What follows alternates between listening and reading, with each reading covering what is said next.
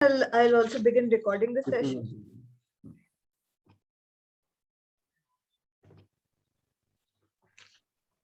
Okay, I I have think no we schedule. are I ready am free to totally. begin. I have no schedule. I am totally free. Nice, sir. It's okay, so we'll try and stick to the schedule regardless. So I think we're ready to begin. So good evening and a very warm welcome to all those here today. We are privileged that everyone watching was able to take the time to join us on this very special occasion. We at Primus Books are delighted to welcome you to the virtual launch of our new title, Religion, Community and Nation, Hindu Consciousness and Nationalism in Colonial Punjab by Professor L Tuteja. The volume we are here to celebrate gives us a glimpse into the growth of the Hindu communitarian identity in the late 19th and early 20th centuries in India, offering a nuanced perspective on the differences between communitarianism and communalism. Professor Tuteja's work also explores the nascent form of nationalism that was emerging across the country. It focuses on the interface between nationalist and communitarian identities, which led to the growth of a unique trend in colonial Punjab, also followed by Lala Lajpat Rai, which is the nationalist communitarian perspective. Now, before we move on to the main event, please allow me to introduce this evening's discussants, beginning with our esteemed author. Professor L Tuteja is former professor of modern Indian history at Kurukshetra University. He was a visiting professor at the University of the West Indies at St. Augustine, Trinidad and Tobago, the El Colegio de Mexico, Mexico City, and the Central University of Hyderabad. He has been a senior fellow at Nehru Memorial Museum and Library, New Delhi, and a Tagore Fellow at the Indian Institute of Advanced Studies, Shimla. His previous publications include Historical Diversities, Society, Politics and Culture, and Tagore and Nationalism. Our chief guest tonight, Professor Irfan Habib, is Professor Emeritus at Aligarh Muslim University.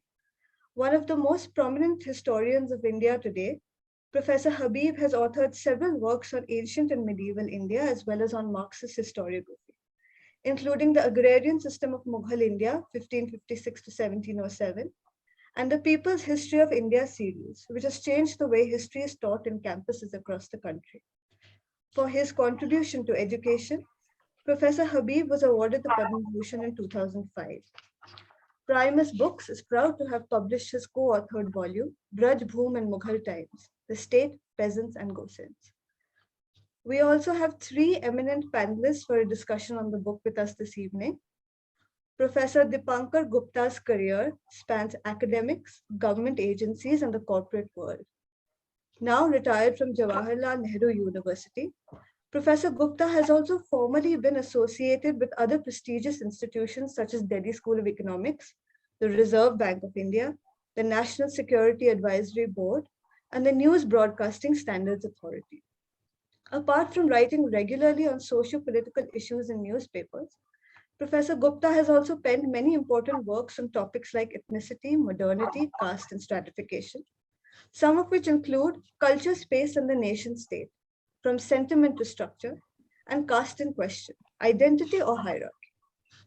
Our second speaker, Professor Anshu Malhotra, is professor in the Department of Global Studies and Kundan Kaur Kapani Professor and Chair of Sikh and Punjab Studies at the University of California at Santa Barbara.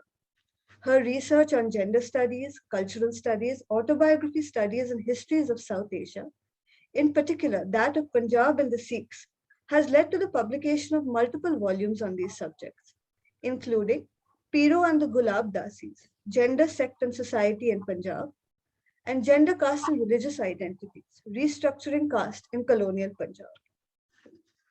Our final speaker this evening is Dr. Vikas Pathak. Dr. Pathak has conducted research on modern Indian history for the last 2 decades, focusing on facets of Indian nationalism.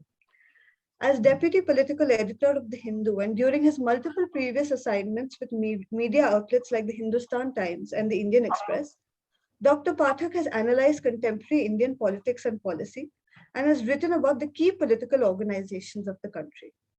We at Primus are pleased to have previously published his volume, Contesting Nationalisms, Hinduism, Secularism and Untouchability in Colonial Punjab, 1880 to 1930.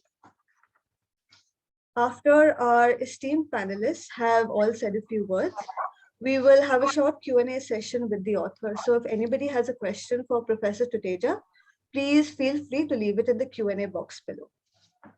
Now, before we release the volume, I kindly request Mr. B.N. Verma to say a few words. Good evening, everyone. It's a real privilege to have, share the floor with Irfan Sahab, Dipankar Sahab, Anshu, Vikas, some of whom are our author, and some of whom with whom I have interacted at a very personal level. It's a very overwhelming moment for me. I don't know how to express my feelings. Well, it's been a long journey for me, about 50 years in this profession. And there are various people who have influenced me. When I was a student, I had the privilege of interacting with my contemporaries like Arvind Das, Dilip Simyan, Rabindra Ray, just to name a few. And that sort of sucked me into the protest movements that was going on in my college in those days. And somehow that ignited a passion for history inside. And I used to wonder, how could I come near these people, these stalwarts? I used to hear big names in those days, very big names. Well, finally, I got the opportunity when Macmillan gave me a break, and I had the privilege of working with Mr. Samuel Israel, Tejeshwar Singh, Adrian Soot, Pamulo, and then later with Mr. Ravi Dayal, the great Mr. Ravi Dayal, Mr. Dipen Mitra, Buddhadev Bhattacharya. These were real stalwarts. And they sort of made me realize that if there was something happening in amongst the Indian academic world, it was in the discipline of history. And therefore, I took a liking to history, although my own area of study has been literature. I moved over to history and, forayed into providing editorial support to authors as much as I could. And that's when I came in contact with people serious scholars like Ram Sharan Babu. I can't forget him. He was the first one who sort of gave me a break. And that was a long time ago. Then there was Professor Sankalia, and there was Professor Sarkar. And at that point of time, I used to hear constantly about Irfan Sahab. He was a legend even in those days. I'm talking of 70s. And all these memories come flooding, and I don't know what to say, except that I want to express my sincere thanks to all of you, particularly Irfan Sahab, to whom I promised once, I have published your work, I'm going to seek retirement. And that's what I've done. I've decided to call it a day. But before I did that, the last book that I published was Tuteja Sahab's. And I'm glad I was associated with that project, although it's my final project as a regular at Primus Books. But it was a very rewarding experience, a very enriching experience. I learned something from you, Tuteja Sahab, to be honest. I really learned something. And I'm grateful to you that you gave me the opportunity to publish this. So my sincere thanks to you, to Irfan Sahab. It's a pity I couldn't publish Dipankar Sahab. I was very keen to do so, nor could I publish Anshu. But I had the privilege of, publishing Vikas. Vikas, thank you very much. And I hope and I'll carry all these memories with me, So thank you very much, everyone. Thank you so much, sir. Now, without further ado, I request Professor Habib, Professor Gupta, Professor Malhotra, Dr. Pathak, and Professor Tuteja to release the volume and hold it up for the audience.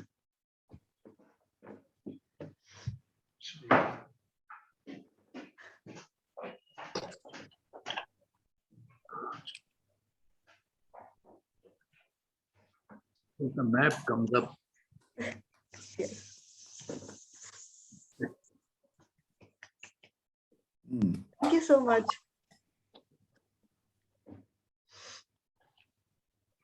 I now invite our chief guest, Professor Habib, to address the audience.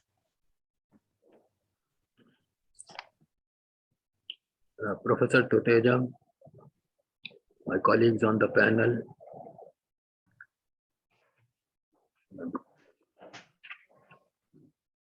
Verma Sahab,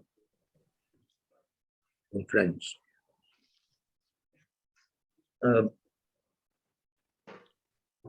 Professor Tuteja's book is really to be celebrated because of its real boldness.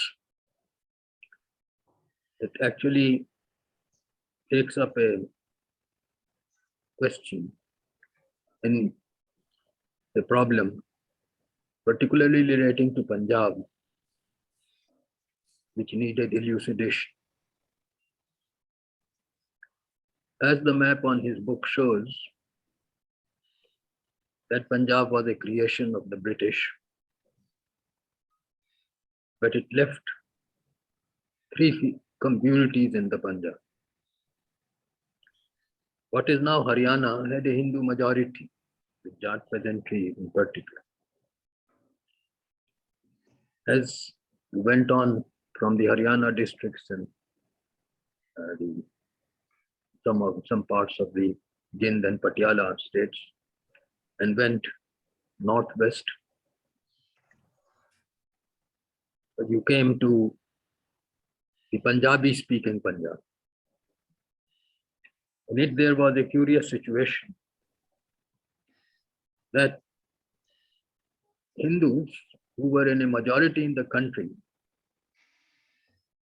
but if you put Haryana aside, but in this part, a minor community, educated, mercantile, mainly, along with, of course, the scholarly Brahmins, but almost overwhelmed in that part by Muslims and Sikhs.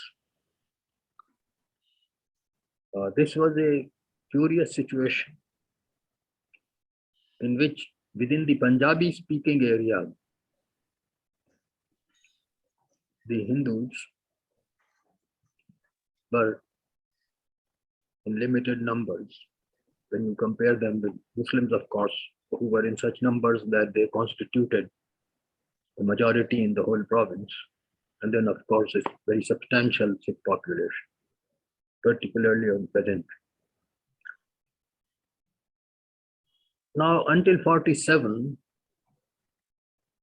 these units, different parts in the Punjab, had to conduct politics together. And naturally, the problems were considerable.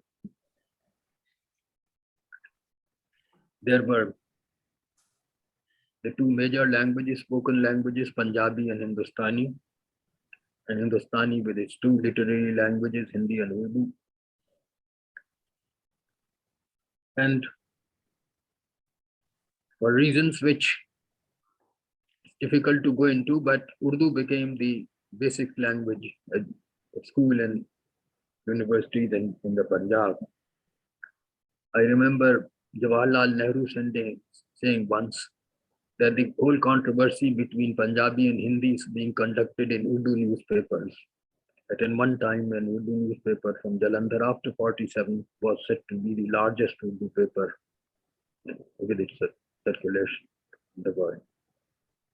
So Urdu as the major working language, but with particular assertions about Hindi and of course Sikh interests in Punjabi and Gurmukhi. All these problems gave a very complex cultural situation in the Punjab. And then there was, of course, the issue of Indian nationalism, which should have brought everyone together. Of course, the Punjabi immigrants who were the major force behind the Ghadar movement, which produced so many heroes and which influenced Bhagat. In this world, lived and worked Lala Lajpat Rai. And I think the wonderful thing about Professor Tuteja's work is that it brings to light the problems that Lala Lajpat Rai had to face.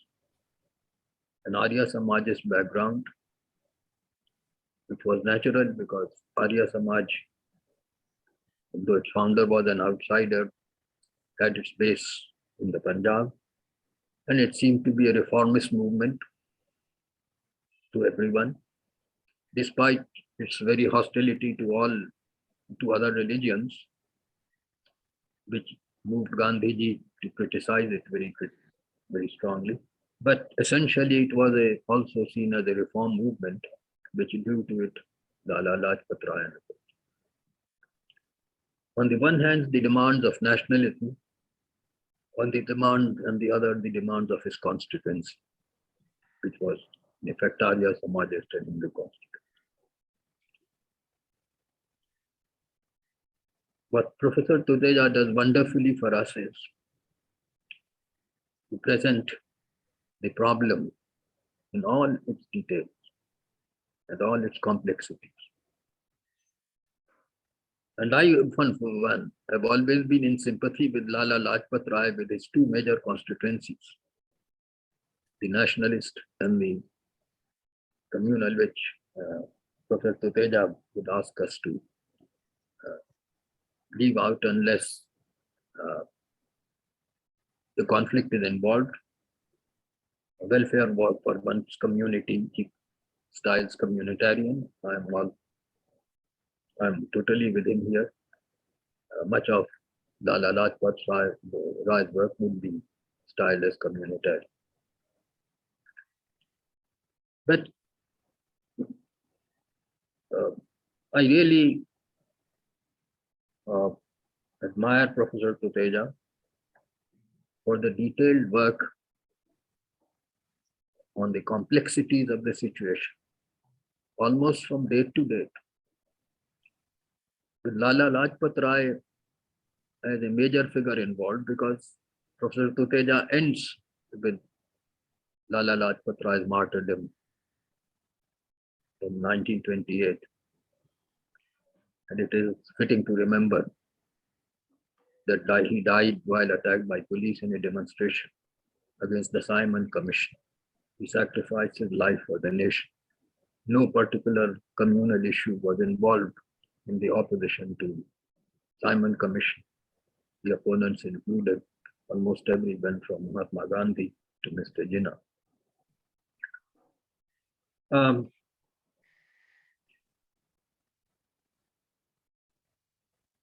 I would say that there was a similar problem for Muslim nationalists who had a Muslim constituency, apparently in conflict with the Hindu and Sikh community. And they had a nationalist constituency.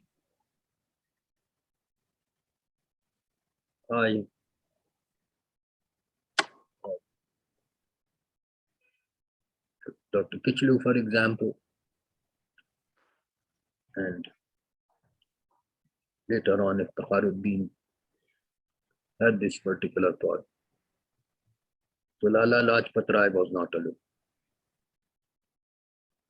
I will end by referring to an interview I had with Iftikharuddin, for long the leading Congress figure in the Punjab, in 1946 when he had joined the Muslim League. His in-laws lived next to our house. And I, a 15-year schoolboy, went and protested at his joining the Muslim League. And he told me that, no, just a schoolboy. He went on explaining that actually his position was not changed. He was all for friendship with Hindus. He was all for the freedom of the country. He was still a great admirer of Mahatma Gandhi. And then I asked him, why did you join the Muslim League? He said, when you come to the Punjab, you will understand my dilemma. A man of a high position talking like with a schoolboy, I still admire that man. And when Gandhiji died, he had a very heartfelt message at his death, which I think was one of the most moving ones, that whoever ever lifted a hand against an innocent man, woman, and child is complicit in the murder of Mahatma Gandhi. So the problem of the Punjab with these three communities was a very complex one, and it is very difficult to find an answer to that complexity even today, when even the partition has totally divided the country. And I think one of the greatest massacres after World War II took place in the Punjab. We tend to forget it, but that is a sin on the whole people of India, that happened and not a single one was punished. So it's very important for India today to study what happened in the Punjab. And therefore, Professor Tuteja's very important work is offers a solid basis for that consideration. I would end by saying that by writing this book, he has paid a very important and worthy tribute to one of India's great national leaders, who, as I've just said, after all, fell a martyr in the struggle against British rule. Thank you. Thank you so much, Professor Habib. I now request our esteemed author, Professor Tuteja, to introduce his volume to everyone here today.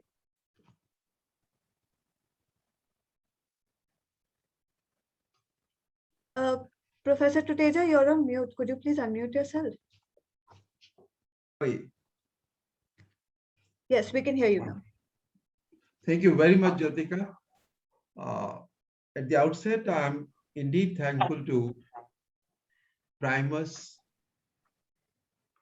and his team, especially Verma Saab, for publishing this book, and to Parsoon, to Jyotika and others for organizing this book launch program.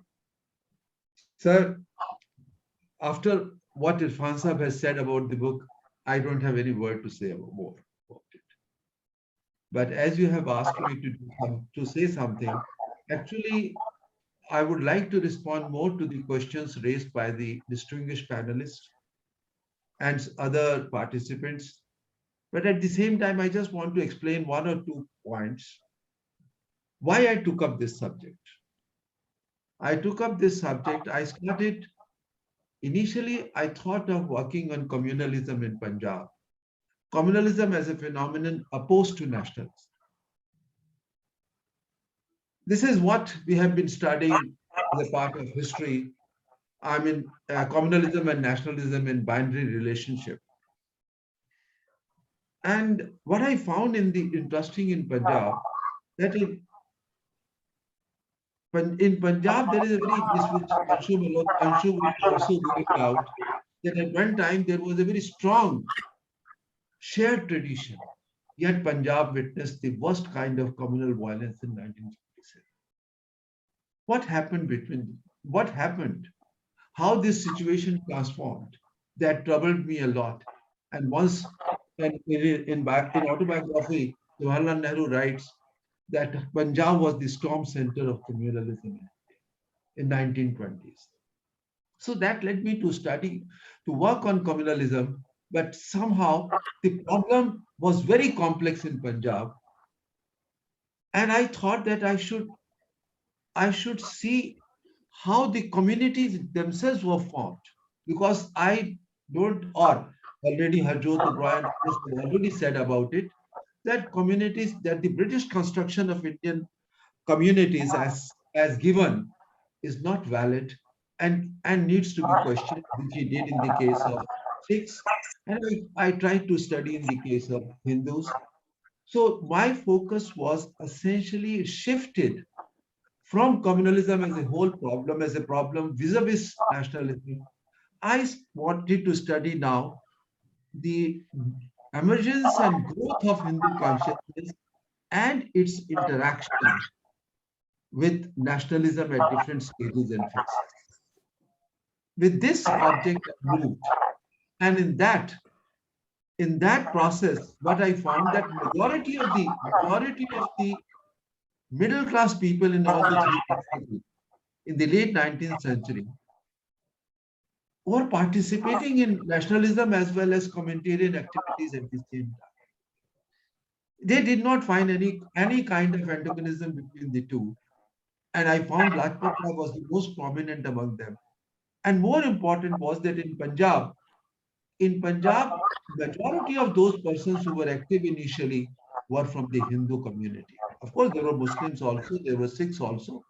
So I wanted to study how it was possible for the Hindus to work at the same time in communitarian politics as well as in national politics. That led me to take up this subject. And I and the method, the second point which I want to say, my method was very simple. And that was I studied the rise of Hindu consciousness as a part of historical process since late 19th century Punjab. And that was that how in the pre-colonial Punjab, there was a very strong tradition of shared culture, not only shared culture, but also the communities were very, very, very blurred. And it was not only in the Sikhs and the Muslims, but also among the Hindus also. There was nothing like given community as Hindus. And what I found that how from the Arya Samaj, the rise of Arya Samaj, one idea of Hindu community was given. In 1909, it was redefined in 1909 by Lajpat Rai, and in 1920s, again, a different meaning was given by some of the leaders like Ramanand. So there's nothing like one definition of Hindus as far as the Punjab was concerned. So it was undergoing many changes, and therefore I tried to study it in context with nationalism. And third thing which I want to say about it, for me, Hindu community was not monolithic, and Hindu identity too was not monolithic in a very simple word. And what I found that there were different trends within the Hindu community which was being formed. I use the word, imagine, I borrowed this word from Benedict Anderson, and I found that this community consciousness was not was divided into, I mean, can be divided into different parts. What I found, one as the communitarian collaborators, the other as communitarian nationalists, and third, how how a very important section was developing, having a communal ideology where Muslim was seen as the other. Initially, it was taken up by Lal Chand, and later in 1920s by Parmanand. And Parmanand was at one time under the influence of Savarkar. Interestingly, when I end my book, I see Lajpat Rai's situation very complex. Lajpat Rai throughout maintained that India needs to be a unified nation. He was a strong supporter of Congress. He rejected the idea of Hindu nation. Yet, seeing the situation in Punjab, the position of the Hindus minority, and therefore I consider that if we want to study Lajpat Rai, we need to study him in the context of Punjab, though his focus was larger all India. So what happens that Lajpat Rai takes up the idea of Hindu majoritarian identity of India, but his concern was to fight for the cause of Hindu minority in Punjab. And the difference between him and Malviya was also there. For Malviya, majoritarian identity is he wanted to use it as a strength vis-a-vis Muslim in Indian politics, as a pressure tactic. Whereas for Lajpat Rai, he thought that if Hindu majoritarian identity at the all India level gets strengthened, possibly he would be able to defend the interest of the Hindus, interest means quote unquote, of the Hindus in Punjab. So this kind of dilemma was very strong in Lajpat Rai. So what happens? He remains committed to Indian nationalism, yet he strengthened the Hindu majoritarian identity at the all India. And that is, I think, a very complex aspect of Lajpat Rai's personality. And I find difficult to agree with those who outrightly condemn him as communal, and at the same time those who also eulogize him for his very dynamic approach against he was not at all communal and all that. So this kind of labels, either as totally communal or opposed to communalism, I found there was a need to restudy, and this was my attempt, which I did. Thank you very much, Jyotika. Thank you so much, sir, for your words. I now invite our first panelist this evening, Professor Gupta, to say a few words. Thank you very much. I hope you can all hear me. Yes, yes. Good, good. I'm grateful to be amongst my colleagues and friends, new friends. Speaking after Professor Irfan Habib is emblematic of the fact that most of us have followed him all our lives. So I'm happy to follow him again. Professor Tuteja, Kundan Tuteja, I got to know him in the Nehru Memorial Museum, and what a wonderful man he is. I am happy to meet Professor Anshu Malhotra and Professor Vikas Pathak. Professor and Mr. B.N. Varma, I listened to all the heroes you mentioned, and they're all historians and not a single sociologist. So I don't think you really wanted to publish me. And I don't blame you, because here I am, hidden amongst cats, all historians here, and I'm a lone sociologist, and I probably will let my side down. But nevertheless, I thank you, President Chatterjee, Jyotika Ivaya so much, Jyotika Mansata, and Sundar Ghosh for making me a part of this gathering. I'm somewhat disappointed, unhappy with Kundan Tuteja, because he wrote the book too late. I wish he had written earlier, because then I wouldn't have babbled on as I did in my earlier publications, because what he has written about communalism and communitarianism, if I had known about this, say, at least 10 years back or 15 years back, I think some of my publications would have had more meaning. But nevertheless, it's never too late to learn. I'm so happy that he has written what he has written, because he has certainly cleared up many cobwebs in my mind. And I think I know a lot more today about what's happening in India, contemporary India, in terms of communalism and communitarianism, though it's from the optic of what Lala Lajpat Rai had witnessed and lived through the eyes of Professor Tuteja. It is a book of history, but all good books of history are actually obsessions with the present. And I think what Kundan Tuteja has written is very resonant with what's going on in the country today, and not just today, but the past few years, or few decades, in fact. And they make a lot of sense to me as I read him. And what is even more devastating for me was my complete overhaul, the impression I had of Lala Lajpat Rai. And I'm so glad you've corrected me on this score as well. From my point of view, I found that your distinction between communitarianism and communalism, which is absolutely upfront in a book, very, very enlightening. And this is one aspect which I wish I had learned from you earlier, because it would have made my life much easier. But you didn't have the good fortune of doing so. Now I understand that communitarianism is something which is inner directed, and doesn't really have to have an enemy, unlike communalism, which is other directed. And as you have pointed out, a communitarian identity has many features in it. It's very rich with layer upon layer, one imbricated upon the other. Whereas in communalism, the features are few, it's very sparse. There's a poverty, you might say, of features. Communitarianism, on the other hand, is broad, is high, is multifaceted, and communalism is sharp, pointed, angular, and aimed at certain communities. In the communitarian perspective, you're constantly adding new features as time goes on. You're adding new features, it's more heritage oriented. New things are being said, new things are being done, new, shall we say, customs are being created, and all of these become part of the communitarian tradition, as it were. Whereas, and it's very slow to change.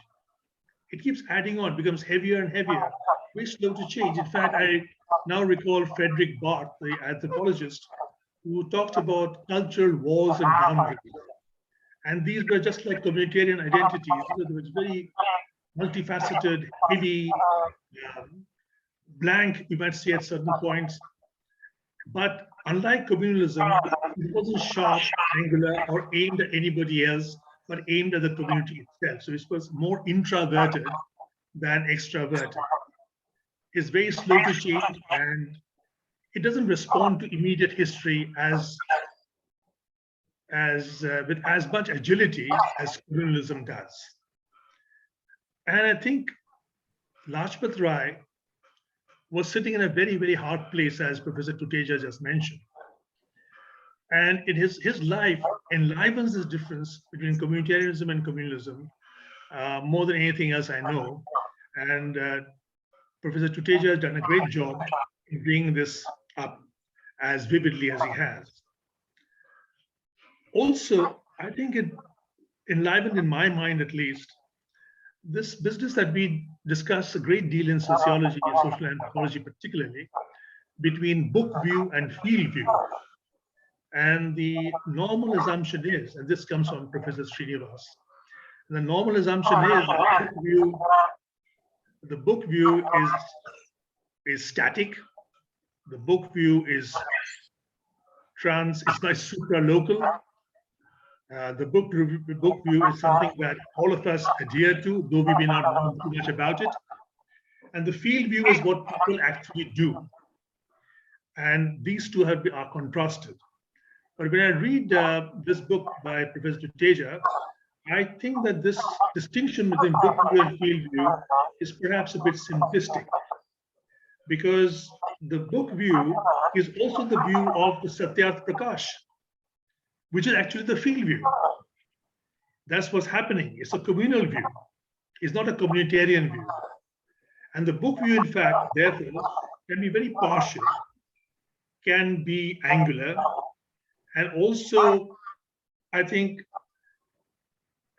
projects a history or projects a view which is very partial and not a universal one at all, and unlike the way it is often presented to us. So the book view is not a universal thing that this is what people all believe in or should believe in. But the book view can also be a very partial view. And I think most book views are partial. And I think back on the classics as well. The classics are all very partial. Who's written them? For whom were they written? Against whom are they written? All these things come to mind. And therefore, the book view and the field view should not be seen in the simplistic terms, because the field view can also be the book view. And when I look at communitarian ideology, the multifacetedness of it, I think it's not really the book view over there. There's actually so many local cultures, local traditions, many, many books that come together to make the communitarian tradition. In that sense, it's richer. There are more books, there are more traditions, there are more practices that feature in communitarianism. Whereas in communalism, in fact, you could have a book, not all books, but a book, or maybe a book or two, but usually a book. And therefore, I think the book view, field view distinction that I was brought up on has somewhat moderated after reading this particular work by Professor Tuteja. The fact that communalism is so given to change It is not static, very, very labile, and it context driven comes through in this work as well. And when I read this particular work, I think of some of the studies that I was sort of involved with. Let's say the study of Punjab militancy in recent years. And I find that the idea of communalism as propounded by Professor Tuteja is really quite apposite and works. For example, what is Sikh tradition? Once upon a time, let us take the popular view, Sikhism was supposed to be the sword arm of Hinduism. That same Sikh tradition was now recast as being the destroyer of the Hindu nation during the days of militancy. Likewise, we look at the Shivaji legend. At one time, he was supposed to be the protector of India against invaders. Then during the Samyukta Maharashtra Samiti period, it was used to, well, bring about Maharashtra and separate it from what later became Gujarat. And when the Shiv Sena came around, it was used as an anti-communist front. You know, Shivaji was also anti-communist. So communalism, I think, is not the same as communitarianism, as Professor Tuteja has shown us very explicitly, but it also tells us, when he discusses the rise of communalism in Punjab, how closely it is related to two features which I find very, very important from a sociological point of view, at least. One is the rise of organization, and the second is a uniform law. These two features are very important in my mind for understanding the rise of communalism in the way Professor Tuteja has described it. And he mentions it, of course. Professor Tuteja talks about the movement from a community, which is a complex relationship, to more a relationship which is more simplex in character, or multiplex to simplex.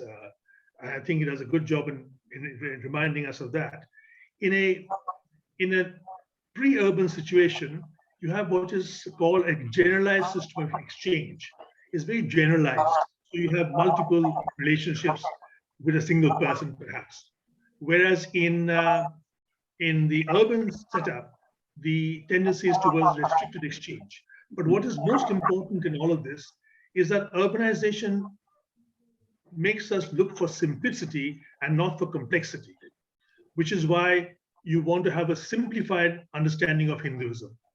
You want to have a simplified language, which is what Mr. Dayanand, Swami Dayanand learned from Bengal.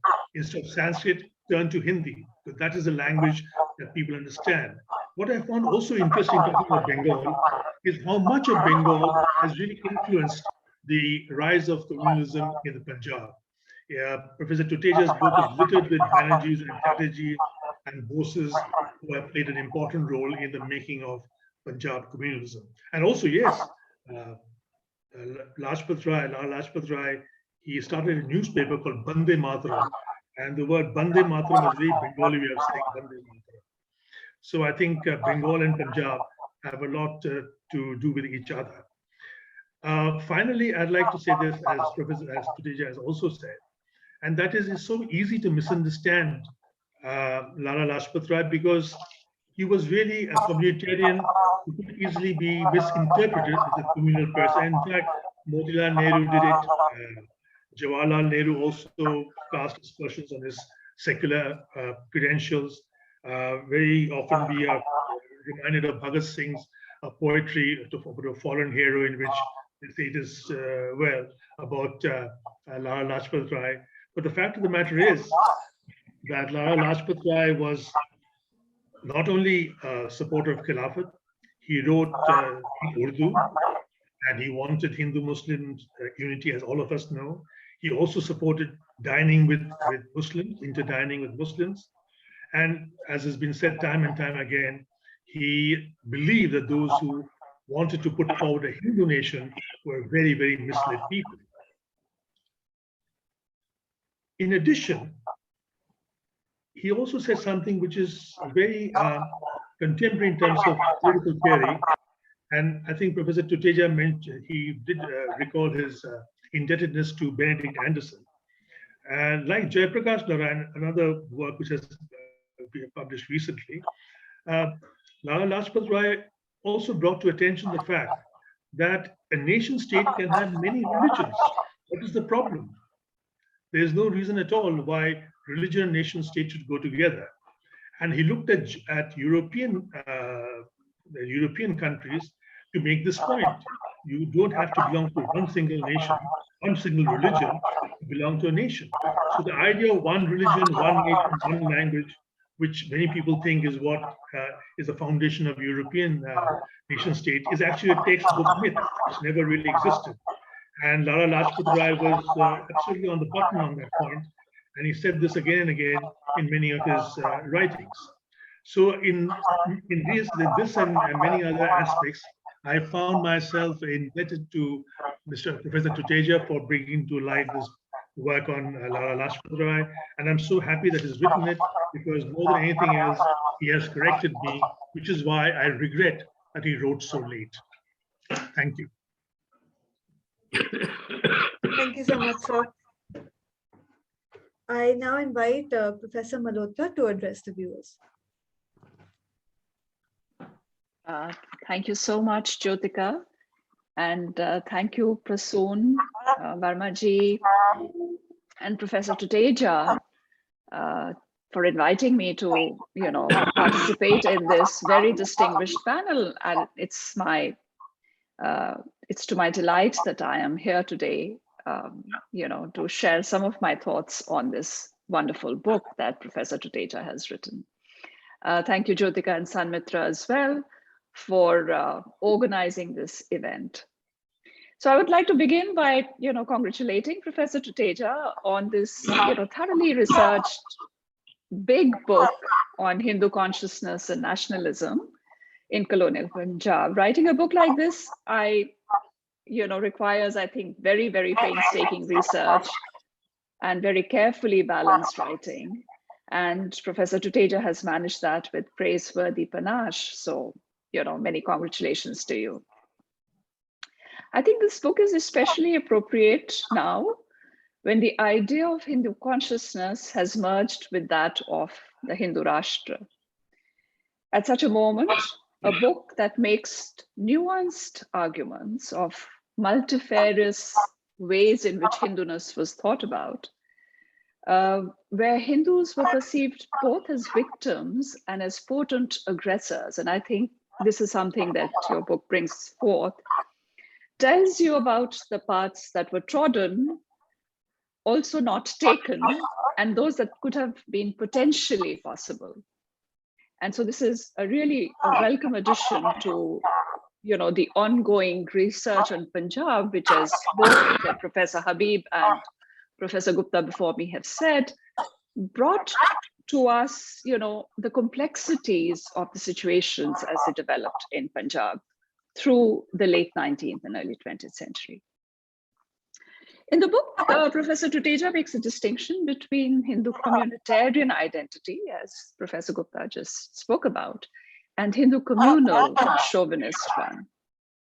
The former specific approach of someone like Lala Lajpat Rai, and the latter espoused by Bhai Parmanand, Rai Bahadur, Narendranath, and so on, and which went on to develop the idea of Hindu Rashtra and Hindutva, the present moment, in a sense, that we are inhabiting.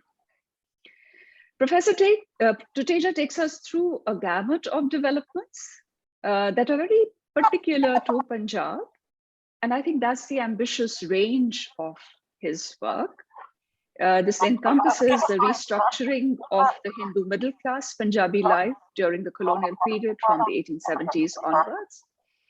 So we go through the establishment of the Arya Samaj in Punjab in 1877, the language controversy of Hindi-Urdu, the cow protection movement, the particularly devious, divisive designs of the Land Alienation Act of 1901 that divided the Punjabis into agriculturalists and non-agriculturalists, the 1905 Swadeshi movement, the 1907 agrarian disturbances, the establishment of the Hindu Sabha, Punjab Hindu Sabha, and through the 1920s into the Rowlatt Act, the Jallianwala Bagh massacre, And then the tensions of the 1920s, especially the Kohat riot that I think, changed the way Hindus thought very significantly. And then, of course, the coming of the Salmon Commission and protests that accompanied it in Punjab. The period that the book surveys then is virtually, it coincides with the life of Lala Lajpat Rai, who was born in 1865 and died in 1928. And I think the book presents him as the prime example of Hindu communitarian identity, which the distinguished professors before me have spoken about.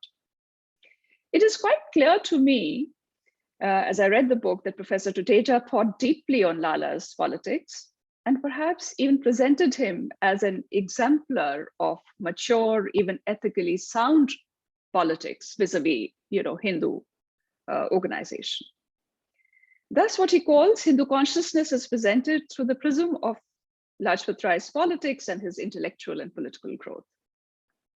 Tuteja ji strains to demonstrate Lajpat Rai embodying legitimate Hindu politics, the genuine concerns that arose out of the fear of Hindu minorities in Punjab in relation to a Muslim majority, the fear of numerical domination.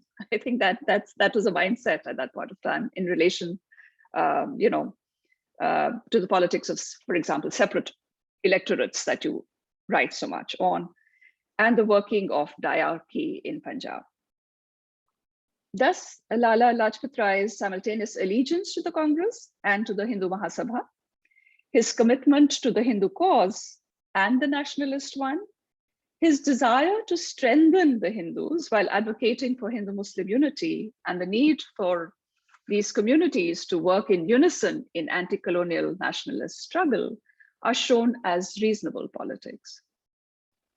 I think it is towards the end of your book, Professor Tuteja, sorry, beg your pardon, that somewhere I think there's a reflection, virtually on the last page in the last para of your book, where what you're telling us about the Hindu communitarian identity as it develops with Lala somewhere sort of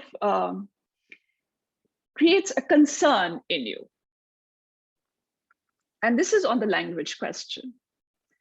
I think the very question that attracted Lajpat Rai to begin with to the Arya Samaj, as he puts it in his Atmakatha, which of course was written in chaste Hindi and published in the Devanagari script. And I really want to emphasize that point, even though I think Kanhaiyalal Gauba in his autobiography speaks about the Lalas making the best speeches in Urdu, but Lajpat Rai strained to learn Hindi and Devanagari because he was so committed to the Arya Samaj and its politics.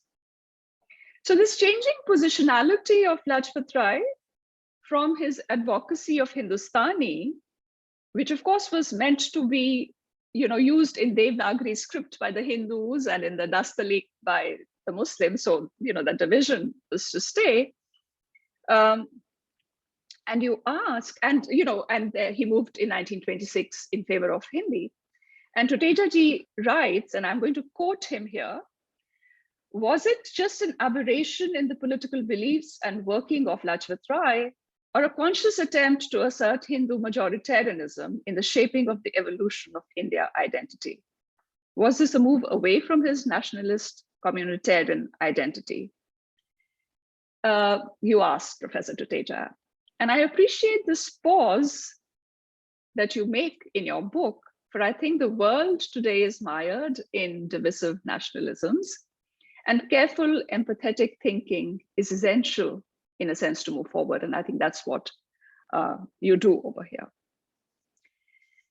Now, whether a person is a good Hindu or a bad Hindu, a communitarian Hindu or a communal Hindu, is increasingly becoming moot today, with aggressive, masculinist, and patriarchal assertions of that identity. But surely it depended on reflexive individuals like Lajpat Rai, who were willing to make that fine distinction, and I think willfully unwilling to ignite foot soldiers and mobs on democratic platforms and on demagogues' behests. That the after effects of the politics of Hindu minoritism and Hindu victimization incubated through colonial pedagogy, and I think that's a very, very significant point to make. It is colonial pedagogy that was fed to these men, and that created this knowing fear of victimization. And readily imbibed and I think disseminated by the Indian male middle class, has come home to roost. To say that is to actually state the obvious, because we are all living through that point. The larger point that I wish to make, and I beg your pardon over here, I think, somewhere there was, and maybe I'm speaking from hindsight, and of course I am, that there was a poverty of imagination of these male elites who far too readily refuse to imagine otherwise. For example, Lajpat Rai found it very difficult to go along with Gandhi's premise of the need for Hindu generosity in order to build a tolerant, indeed tolerable nation, as Professor Tuteja shows us in his work. So the further few points that I want to make very humbly emanate from my own research. And so I'm not really someone who works on the Congress politics or the nationalist politics. So I will actually approach this work from a different archive, so to speak, from different sources or from different viewpoints, perhaps even subaltern viewpoints, gendered and caste positionalities. And what does this world that was created by the likes of Lajpat Rai and Bhai Parmanand and so on, what does this work look like? And I want to start with the question of language, because it is at this point that Professor Tuteja's carefully discussed analysis of Lajpat Rai's politics somewhere ends in a small measure of despair. In this tussle between Urdu Hindi and Devanagari Nastaliq, where was the space for Punjabi language, I want to ask, which could have been written in multiple scripts, including Gurmukhi, but also in Devanagari and Nastaliq, as it still is. It's a question, for example, that Farina Mir has asked so eloquently in her work. A language spoken by all Punjabis in some dialect or the other did not appear on anyone's horizon as a possible uniting force, and was ceded to Sikhs as their language. And in fact, Sikh sacred literature is available in Sadhu Kadi, in Braj, in Persian, but not in Punjabi, really. And thankfully, because of the Sikhs, the language has prospered, even if many Hindus have forsaken it. Mir has shown in her work how Punjabi Kisse remained popular through the colonial period in what she calls a Punjabi literary formation, circulating and giving joy to their myriad readers. Punjabi was relegated by educated Hindu Punjabis to the margins, as Prakash Tandon's autobiographical writings tell us in his memoirs, stigmatized by them as a language of low castes, of women, and therefore impure, and used in quarrels, but interestingly, also used intimately in moments of desire and love. As the Arya, Sabhaites, and Anjumans reorganized traditions for their acolytes, the tradition of saint veneration came under attack.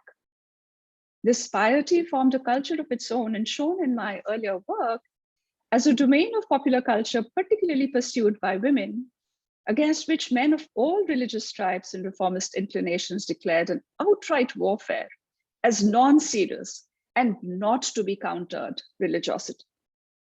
I might add that Lajpat Rai, himself an Agarwal Bania from Tudike Pind near Ludhiana, himself came from an ecumenical and eclectic background.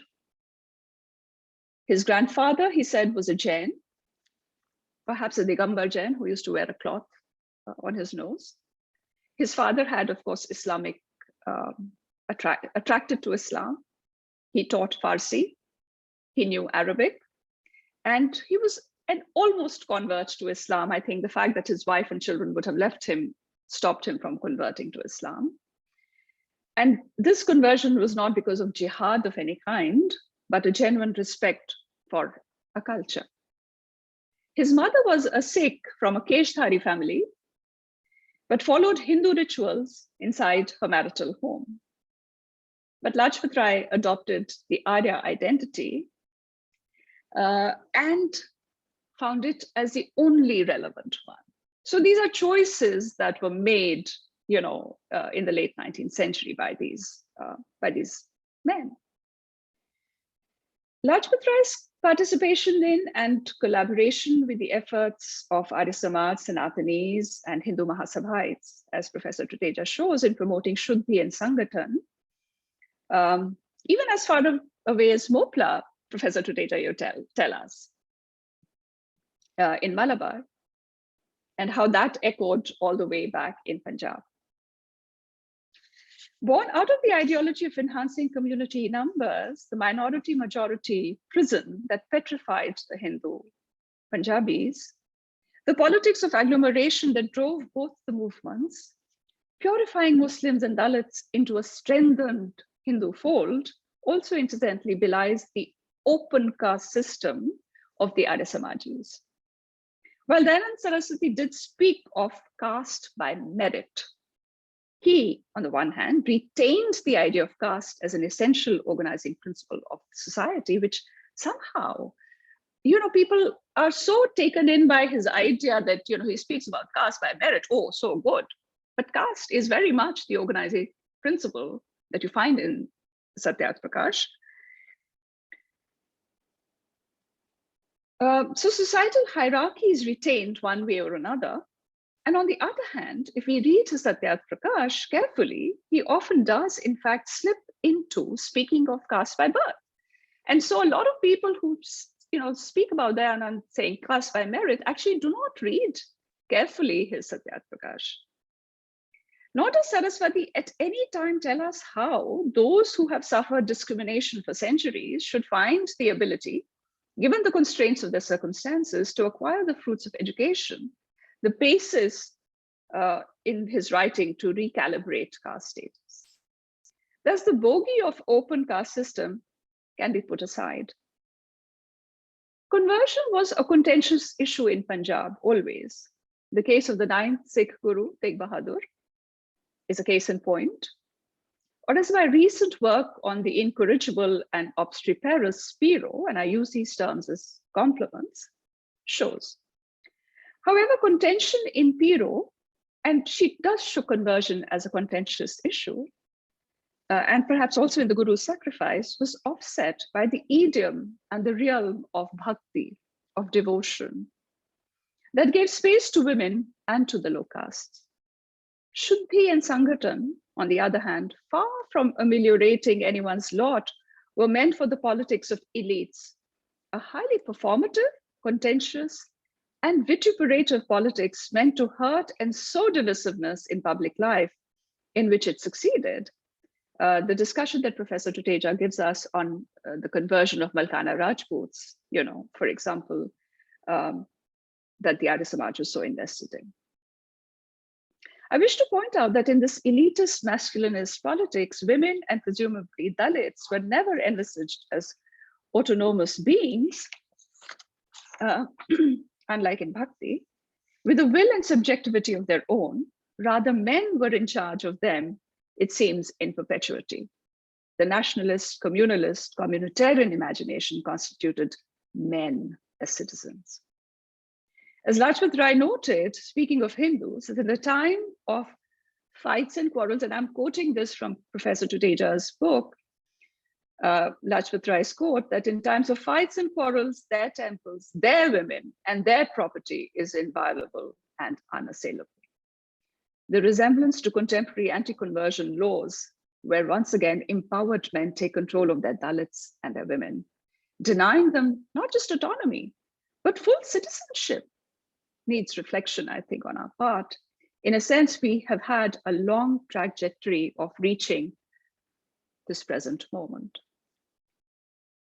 Again, Professor Tuteja has shown, and I think it was earlier demonstrated to an extent, but in the work of Neti Nair, that already from the 1920s onwards, some ideas of partitioning of Punjab began to be espoused by the Hindu elites. And I'd really like you, Professor Tuteja, to tell us a little bit more about this. Working on demographically designed spaces for community comfort, even when it was understood as destroying Indian unity. In this scenario, I'm tempted to ask, what did the idea of Punjab mean to its Hindus, and what does Punjabiyat signify to them then and today? So how should we look at Professor Tuteja's monumental effort at studying deeply our past that impinges so strongly onto our present? I think the book, impeccable in its research, nuanced in its argument, is a timely reminder of the contentions, erasures, missteps, good intentions, and uncertain results of our not so distant past. It is also a reminder that a genie that was released from the proverbial bottle of competitive performative politics may have remained relatively tame in the hands of those, like Lajpat Rai, with an ability to rise above self-aggrandizing politics, but always had the potential to go out of hand, as seen in the 1920s, and then again in the 1940s, and then of course multiple times in post-colonial India. It also makes me reflect on Punjabi Hindus and their deep yet fragile attachment to Punjab. For Punjab in contemporary imaginary is seen increasingly as a land of the Sikhs, of Jat Sikhs, and perhaps of Dalit assertions. Importantly, I think. Perhaps today it seems that the vision for alternative politics, as for instance represented by Gandhi, or even seen in Punjab's women's popular cultural practices, was always precarious. For under the surface lurked a terrible reality of perceived victimhood that fed on fears and built imaginary monsters. That Lajpat Rai swung between feeding these fears and ameliorating them speaks of a larger tragedy. I once again thank Professor Tuteja on his book, on helping us think through this enormously relevant past and its contemporaneous realities. Thank you so much.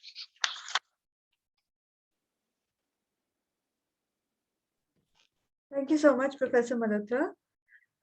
I now request our final speaker, Dr. Pathak, to say a few words. Yeah, am I audible? Yes, sir, we can hear you. Yeah, so thanks a lot to Mr. Verma for having invited me here. And of course, Primus has come out with a very good book on Punjab. And I really enjoyed reading the book. And regarding the book, first of all, what are the core takeaways from the book? That's the first point. So first of all, as Professor Tuteja himself said, he set upon the task of trying to explore the emergence of Hindu consciousness in Punjab since the 19th century. And he makes a very valid point that communities were very fuzzy, even till the late 19th century. In fact, maybe even after that. There has been work by Harjot Oberoi on the Sikhs particularly, the construction of religious boundaries that makes the point very well. And of course, the fuzziness may not be just related to Punjab alone, because 19th century being the time when modernity came to India in various forms, also became the century in which things got organized and concretized. And that organization and concretization was set to influence any entity. So of course, 19th century is the century of isms, ISMS, and that concretization, and of course many of the colonial policies like the colonial census that enumerated people on grounds of religion. So all these were bound to create more structured religious communities. And of course, as Professor Tuteja has said, and Gyan Pandey had brought out about this colonial discourse on India, where India became the other of the West in the sense of religion being the moving force of Indian history. So those arguments have all been made. Now, the next thing that Professor Tuteja does is that this Hindu consciousness, and he's generally referring here to two aspects: Hindu consciousness vis-a-vis the other communities that were also organizing at the same time, particularly Muslims, at times Sikhs, and of course the interface of this emerging Hindu community or Hindu consciousness with nationalism, which was also emerging at the same time. So these are the core issues that he's referring to. And here, and this is also an argument that, the kernel of this argument I had read 20 years back in a very interesting paper that Professor Tuteja had written. And he had made this distinction between communitarian nationalism and communalism at that point of time. And this time, in this book, he goes into detail on nationalist communitarians and makes a distinction with the people he calls communalists. Now, nationalist communitarians, according to him, were people who believed there was no contradiction between serving the religious community that they belonged to and serving the nation. And this is also an argument that Gyan Pandey has made regarding, late 19th century up to the 1920s in his work, The Construction of Communalism in Colonial North India. So here, Professor Tuteja is, as he said, is breaking to an extent with a binary that was very fashionable up to the 1970s in India, maybe even up to the 80s. I think it was only the 1990s that the binary was challenged through some works. And the binary was the nationalist communalist binary, which basically argued that, the nationalists were secular and anti-imperialist, and the communalists were pro-imperialist or collaborators, and they had an internal other. For Muslim communalists, that was the Hindu. For Hindu communalists, those are the Muslims. So he breaks partially with the binary because he sees a gray area, which he himself said. And that gray area, basically the problem with the original binary of the 1970s, which was very fashionable at one point of time, was that it could not account for people like Lajpat Rai and Madan Mohan Malviya, and maybe a few others. If I take it forward, it would be perhaps Purushottam Das Tandon, or even later after independence, if I talk about, say, people like Sampurnanand, D.P. Mishra. So that binary did not fully, because the binary sees things in black and white, and these were instances of people whose politics has shades of gray. They are trying to be both Hindu and nationalist, and they are trying to do it consciously. So here he does, I must say, in fact, the strength of the book that I must say I saw was the way he has written about Lajpat Rai in detail. And I would want to commend him for that, because I haven't read in any book such a detailed narrative around the politics of Lajpat Rai. And why this is very important is also that, unfortunately, there have been historians in the past who have not given Lajpat Rai his due. Because I also did primary research on Lajpat Rai for my book, which I wrote for Primus, and there was a chapter on Lajpat Rai. And I realized in the course of the primary research that Lajpat Rai came across as a very sensible person.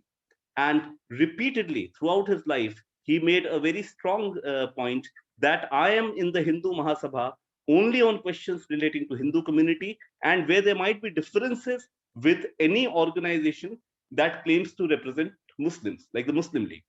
And he would tell the Hindu Mahasabha in all his addresses that your work is limited to this. The question of the nation or the policy vis-a-vis the nation, the question of anti-colonialism, how the nation fares as such, is something that has to be left to the Congress. The Hindu Mahasabha cannot intrude on that. And that is a position that he takes all through his life. And unfortunately, Professor Tuteja also refers to a scholar in that. I also read Professor Aisha Jalal, and it's very unfortunate that there's a series of articles written by Lajpat Rai on the Hindu-Muslim problem around 1925, and there have been scholars who have misinterpreted and said that those articles show that he was committed to communalism or Hindu nationalism. The fact is that misquoting has gone on there, because Lajpat Rai said in kind of, he said in frustration in that article that if we cannot reconcile Hindus and Muslims over the question of separate electorates, communal representation, and the kind of Muslim representation that is being demanded, then it is better to divide Punjab into Hindu majority and Muslim majority provinces. This has been quoted and taken as evidence that he was a communalist But the fact is that the very next line has not been quoted, which thankfully Professor Tuteja has italicized, and that is, let it be remembered that this is not a united India. This is a division of India between a Hindu India and a Muslim India. After that also, I find something very commendable about Lajpat Rai, that is, despite being in the Hindu Mahasabha on the Simon Commission, he took an openly antagonistic position to the Hindu Mahasabha, and also vis-a-vis Bhai Parmanand, which actually destroyed their relationship forever. And of course, soon after, Lala Lajpat Rai was martyred in that lathi charge. And in a public speech that the Tribune had reported, Lajpat Rai also said that there is no fixity in the demands of this section of the Hindu Mahasabha represented by Bhai Parmanand. And when there is no fixity in the demand, no reconciliation can happen. So I must commend Professor Tuteja on the way he has, in a way, explained to the readers what the politics of Lala Lajpat Rai was. Now, one more thing that I would like to say is the kind of, what are the conceptual differences that I may have with Professor Tuteja? And I think he already knows it because he's also gone through my work. The thing is, Professor Tuteja, I noticed that at some places he puts Hindu nationalism within quotes. In some other places, within Hindu nationalism is without quotes. In some places, he's using the word communalism, and in some other places, he's using the word Hindu chauvinism. So when he discusses the line that is represented by Bhai Parmanand in Punjab, which is very close to Savarkarite line, he, my only point is, let me put it this way. My understanding of the interface between communities and nationalism in India is somewhat different, which is also published. And according to me, nationalism in India was a contested space. The only thing that was being agreed upon by the people who saw themselves as Indian nationalists, or even see themselves now as Indian nationalists, was the geographical territory of the nation. But if that territory is fixed, what would nationalism imply? I will use that cliche that we often use, the idea of India. What would be the idea of India, or what would be the common sense that would inform being Indian? And here there was a contest all through.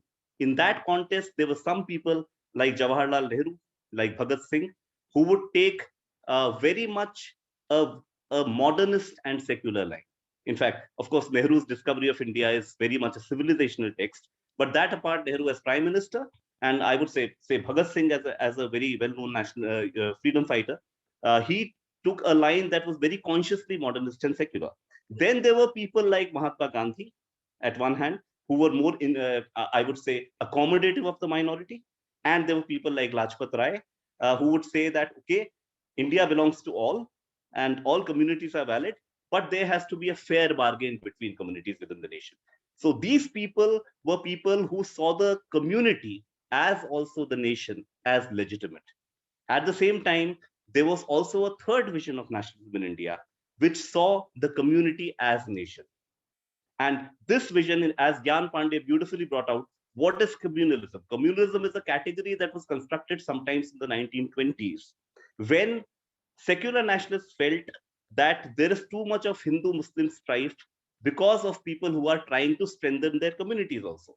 And at that time, this category gets constructed, which says that those people who believe that, you can serve the community and be nationalist and think in communitarian terms, those people are communal. They are not nationalist. So, but in their own imagination, those people were nationalists. And in fact, I remember that 20 years back, I had asked this question to Professor Bipan Chandra, and I had asked him that if you say that nationalism in India had to be secular and anti-imperialist, how is it that there's a nation state called Pakistan next door, which is considered a nation state? So is it a nation state or a communal group? Because it was formed out of a process that was neither secular nor anti-imperialist. So I think this is one difference that Professor Tuteja already knows about. The other is that I also do not believe there has been a convention in historiography in India since independence to see the freedom struggle as nationalism or the national movement. The two are seen as synonyms. So to be a nationalist means you must have been a freedom fighter. Now, in this case, again, the freedom struggle was a method that was followed. Anti-colonialism was a method. Nationalism was an imagination that there is a nation, and also differences as to what constitutes the nation, how the nation, the national space has to be colored. So in this sense, in fact, Professor Tuteja rightly points out that Professor Panikkar, in one of his papers, said that the political aspect of nationalism, the freedom struggle came later. Before that came reform movements that sought to imagine or construct a nation within the social and cultural realm. So I would also say that people could be nationalists without being freedom fighters. It was always possible. And in this sense, I would say that my sole disagreement, of course, I'm not going into which is a better vision of nationalism or which is a worse vision of nationalism, that every citizen is free to kind of understand in their own ways. But certainly, I would see there have been practically two contesting visions of nationalism in India. There are three technically, as I said, but the secular vision and the composite culture vision often tend to come together because they believe that the nation should not have any internal sense of the other. And often the vision of community centric nationalism becomes an alternative vision. So what we are seeing in India today, for instance, is that the community centric vision, which was represented by say Bhai Parmanand or Savarkar, has become for the moment the hegemonic vision. In the times of Jawaharlal Nehru, it was basically the secular or slash composite culture vision that was hegemonic. So there's a cycle. It's a contest, and I think that it is very important as historians or researchers in history to first see the contest for what it is. So this is one thing that I would say, and uh, yeah. So roughly, one disagreement again with Professor Tuteja, and this also happened 20 years back when we talked. Professor Tuteja somehow believes that Swami Shraddhanand was not quote unquote a Hindu nationalist. But I feel that Swami Shraddhanand was also very much within the quote unquote Hindu nationalist stream. And Swami Shraddhanand's Shuddhi movement, that apart, one of the reasons he cites for his dislike for the Congress before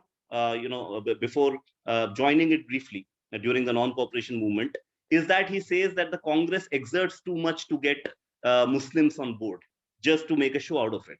And in Inside Congress's work, he says that in the Lucknow session of the Congress, when he attended there, he says that all the Chandu Khanas of Lucknow were emptied so that a composite culture show could be created.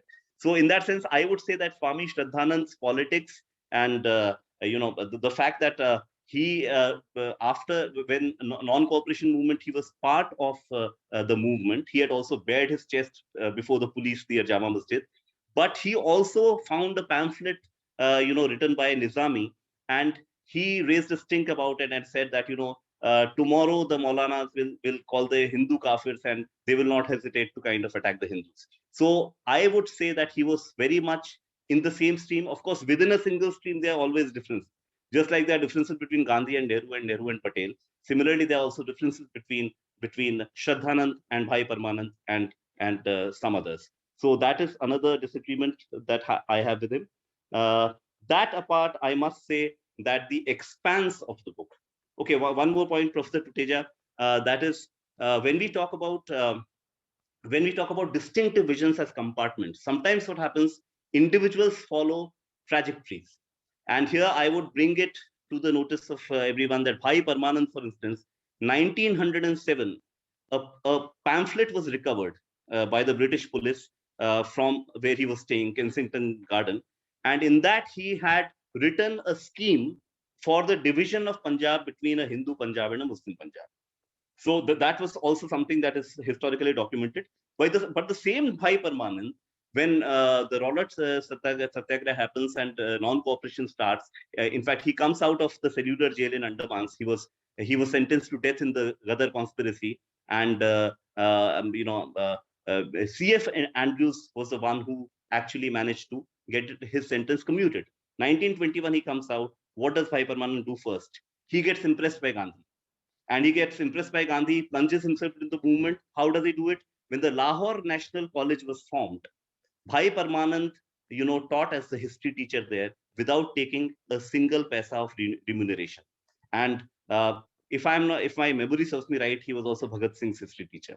Now, after this, what happens is that he suddenly, when 1923 onwards, in fact, just after Kohat riots, he suddenly takes another very, I would say, a very steep right turn. And then he starts saying that, the Muslims are like this, the Muslims can never live with the Hindus. He goes to the extent of saying that the only way for union in India is for Muslims to be entirely assimilated into Hinduism. So Bhai Parmanand also has his trajectories, but from 1922 or 23 onwards, he takes a very steep right turn. And I think these trajectories also have to be looked at in detail. Finally, I would say what impressed me most about the book was the expanse. Of course, as a panelist, going through it cover to cover was a very difficult task because it's really expansive. But I must say that when it comes to political Hinduism in Punjab, I think this is a volume that is very, very informative and detailed. And I would repeat again, in terms of anyone wanting to know more about Lala Lajpat Rai, I think this is the book that anyone must read. Thank you so much. Thank you so much, sir. Okay, we have time for a very brief interaction with the author, though we are running a little short on time. Professor Tuteja, we've actually had more of a comment than a question. So if I could read it out, I would be really grateful if you could just comment on it, give us your views. So the comment is, between the communitarian Hindu and the communal Hindu, there is a thin line. While there is a chance of sliding from the communitarian position to the communal one must look for the tipping point, which can go either way. For example, Sarat Chandra Chattopadhyay, a literator, was uneasy about Muslim politics, and his politics was certainly biased against Muslims. But towards the end of his life, he thought of the Bengali language as a bridge between communal differences. So he was moving towards communitarianism. So could you please share your views about this comment? Yes, I just want to say about this point giving a very concrete example, and that is about Lajpat Rai. I will not talk about Sarat Chandra Bose because I have not read him, but I always see a possibility. If one is communal, there may be a possibility of his or her becoming as communitarian. But I would take the case of Lajpat Rai. If you see Lajpat Rai in 1920s or before 1920s, he is an outright communitarian where he believes that there was always a possibility of communitarian unity. And in Punjab, this communitarian unity was actually the more result of this shared tradition that was in existence earlier. Now, what happens that there were certain movements. For example, Lajpat Rai in 1924 onward, after Kohat riot, and the pamphlet and these long 14 essays which he wrote on Hindu-Muslim relations and responding to some of the issues raised by Gandhi, one could feel that there was some kind of his moving towards communalism. You know, what is here communalism? When you think other, I mean, when you create hatred against the other, indulge in violence against the other, or for me, consider community as a nation. Because I would answer here to another question that for me, Indian nationalism was inclusive nationalism. And therefore, if I have put the word Hindu nationalism within quote, I do not agree with it. And therefore, this is also a response to some extent to Vikas Pathak. But then I'm not going to take that. What I'm going to give an example to you about how Lajpat Rai moved from communitarian to communal. In 1926, he writes a letter against Parmanand. And he says, I detest Parmanand because Parmanand talks of a Hindu Rashtra. Now, his whole politics is about Hindu community. He sides with Madan Mohan Malviya, fights election against suffragist. But interesting thing is that in 1928, which Anshu also touched upon, that last paragraph of my book, that he supports the idea of Hindi language as one language.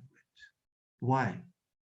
Because this decision he took in a meeting which was held, Hindu Sammelan, called Hindu Sammelan, and that was headed by Purushottam Das Tandon. The main members were Purushottam Das Tandon, Malviya, and Lajpat Rai. Why he did it? He did it because this is the time in 1928 he wanted to give strength to the idea of Hindu majoritarianism. But for him, Hindu majoritarianism is a bargaining point vis-a-vis the Muslims in national politics. So his communalism, if you see it as something strengthening majoritarianism, yes, he appears as a communalist. On the other hand, if you see him that he fought against the idea of Hindu Rashtra, he comes out as a champion of inclusive nationalism. What I want to underline is that there is always a fear that a Hindu and any commentarian I will not call it weak movements, but under certain compulsions, there was always a possibility of moving towards communalism. And if you see in 1940s in Punjab, particularly when the partition took place, a number of people moved from commentarian to communal. So I agree with this point, but my point is that let us not fix anyone as commentarian or communal. We need to question it in a particular context. About Sarat Chandra, I'm sorry, I cannot comment because I have not read Sarat Chandra. Yes. Thank you so much, sir. Unfortunately, we're running a little short on time, but I think we've been given a lot of food for thought by everyone, all the speakers here today. So I kindly request Mr. Prasoon Chatterjee now to wrap up this evening with the vote of thanks. Thank you, Jyotika. From Primus Books, we would like to first thank our chief guest, Professor Irfan Habib, and our esteemed panelists, Professor Dipankar Gupta, Professor Anshu Malhotra, and Dr. Vikas Pathak for taking out time to be here with us and enriching our understanding of the intricate links of religion, community, and nation. I must thank our Managing Director of Primus and Ratnasagar Books, Mr. Sugat Jain, without whose support for the program, Primus would not have flourished into a hub of academic activity and publishing. It is a privilege for me to thank Mr. B.N. Verma, the head of Primus Books and the guiding light who has taken Primus Books to newer heights over the last decade. Finally, we are honored to be associated with the scholarship of Professor L Tuteja and thank him for giving us the opportunity for publishing a wonderful book, which will, we hope, give rise to many significant research and discussions in the field in the future. And I thank you all who have attended the book discussion and the release for being here. It has been a really wonderful discussion and a lot of food for thought for us to think about and discuss and research on later. So thank you all, and let us close the wonderful session here. And thank you everyone for being here. Thank you. Thank you very much. Okay. Yeah, there's a point that Mr. Verma wants to put. Sir, you are on mute. Could you please unmute yourself?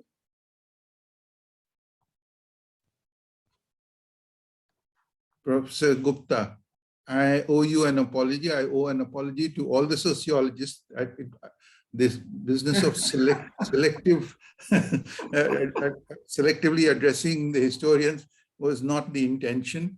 It just so happened that we were rubbing shoulders, the place where I was working was rubbing shoulders with the Oxford University Press, who had virtually closed the gates for us at B School.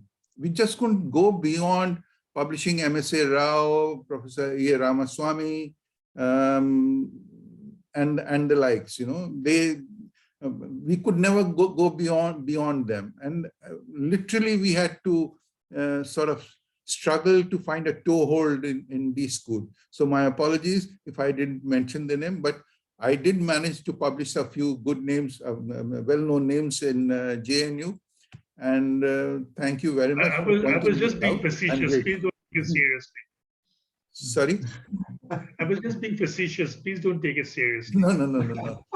I owe you an apology. And I also want to point out, to mention something which Prasoon has touched upon. The founding managing director had a totally different philosophy towards publishing. This is Dr. Dhanesh Jain, late Dr. Dhanesh Jain. He never believed in publishing for the sake of revenue, never. And he never stopped me from publishing any book.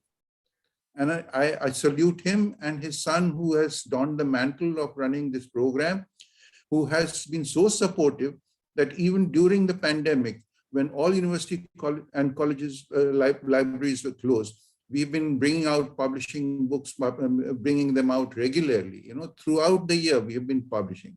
It's all thanks to the support of the present managing director. Thank you very much, Sugar. And thank you all. Many thanks. Thank you all. Thank you all. Thank you very much, Anshu. Thank you, Dipankar. Thank you, sir. Irfan Saab, grateful to you for your comments. Thank you very much. Thank you, sir. Thank you, Verma Saab. Thank you, Professor Malhotra. Thank you, Tuteja Saab. Many thanks. It was a pleasure working with you. Thank you And very Irfan much. Saab, with you particularly. The meticulousness with which you read your books is amazing. I mean, Amazing.